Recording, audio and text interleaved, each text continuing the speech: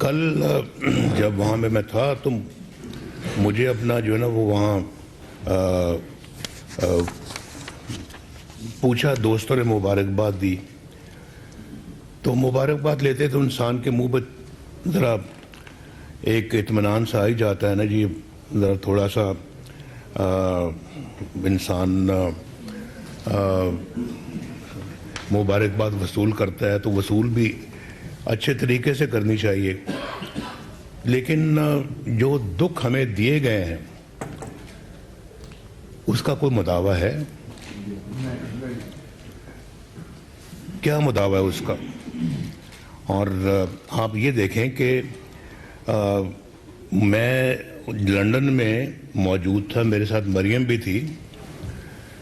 تو ہم نے درخواست کی کہ بھائی ہم آ رہے ہیں، ہمارے آنے پر آپ نے جو فیصلہ سنانا ہے وہ آنے پر سنائیں، میں کورٹ میں آ رہا ہوں.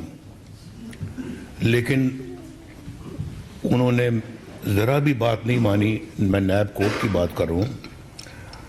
انہوں نے فیصلہ سنا دیا. مجھے 10 سال قید سنا دی، مریم کو 7 سال قید سنا دی. جائیدادیں ضبط کر لی جائیں. جرمانے، بڑے بڑے جرمانے جو نا وہ ڈال دیے ہمارے اوپر. تو میری اہلیہ آخری سانسیں لے رہی تھی وہاں پر.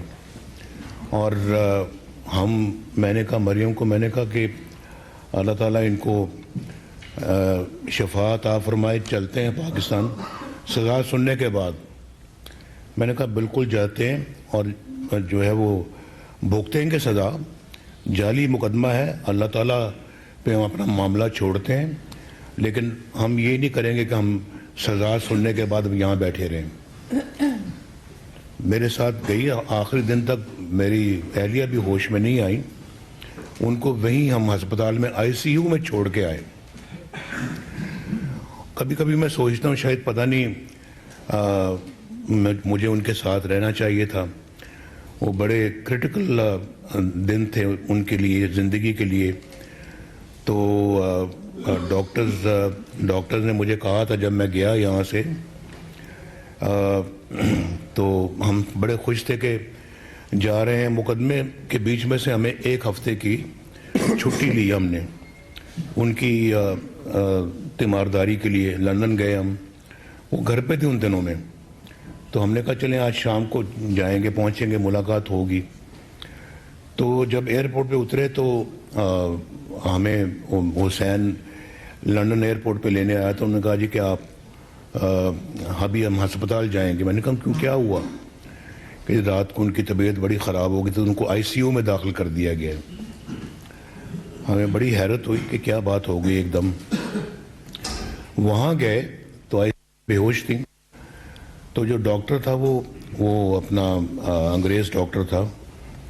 تو مجھے اپنا ان کے ساتھ میں نے کہا ان سے ہم ذرا بیٹھ کے بات تو کریں، پوچھیں کہ ان کی کنڈیشن کیا ہے.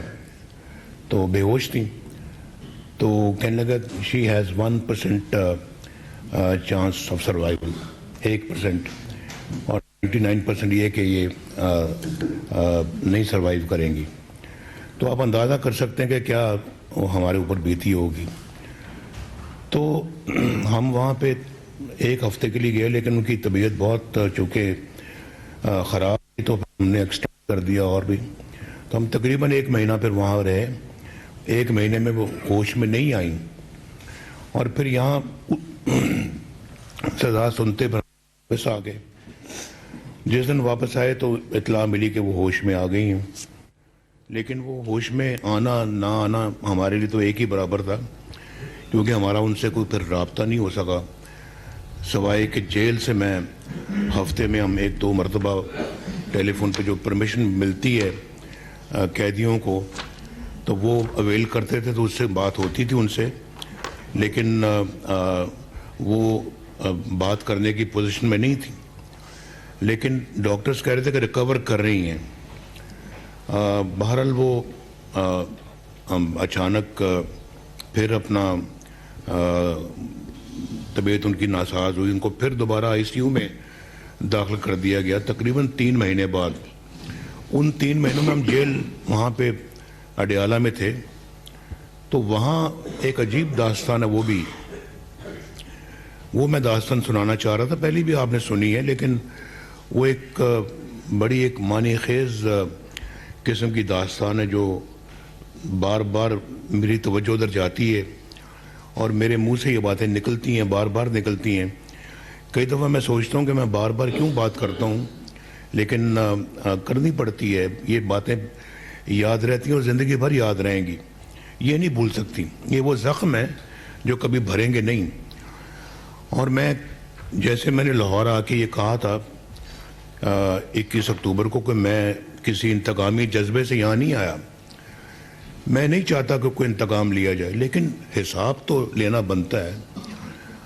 ये तो पूछना चाहिए कि भई ऐसा किया क्यों इस मुल्क के साथ। मेरे साथ जो हुआ सो हुआ, लेकिन सज़ा, असल सज़ा तो पाकिस्तान के अवाम को मिली है, जिनके लिए आज उस ज़माने की 4 रुपए की रोटी आज 15 रुपए की, 20 रुपए की हो गई, जिनके लिए 50 रुपए की चीनी आज न जाने 150 रुपए की हो गई। उस ज़माने की बिजली आज इतने महंगे बिल हो गए कि बिल अदा नहीं हो सकता। इससे बड़ी सज़ा क्या हो सकती है कि हमारे कौम के बच्चे स्कूल ना जा सकें। इससे बड़ी सज़ा क्या हो सकती है कि उनके 2 वक्त का खाना ना मुयसर हो सके। क्या सज़ा इससे बड़ी हो सकती है कि वो बेचारे यही सोचते रहें कि हम इस महीने के अंदर अपने बच्चों की फ़ीस स्कूल की कैसे अदा करें। अगर हमने बिल देना है बिजली का तो फ़ीस नहीं दी जा सकती, और अगर फ़ीस देनी तो बिल नहीं दिया जा सकता, और अगर बिल देंगे तो किराया मकान जो मालिक मकान है वो निकाल के बाहर फेंकेगा। ये हाल है हमारे मुल्क का, कौम का इस वक्त।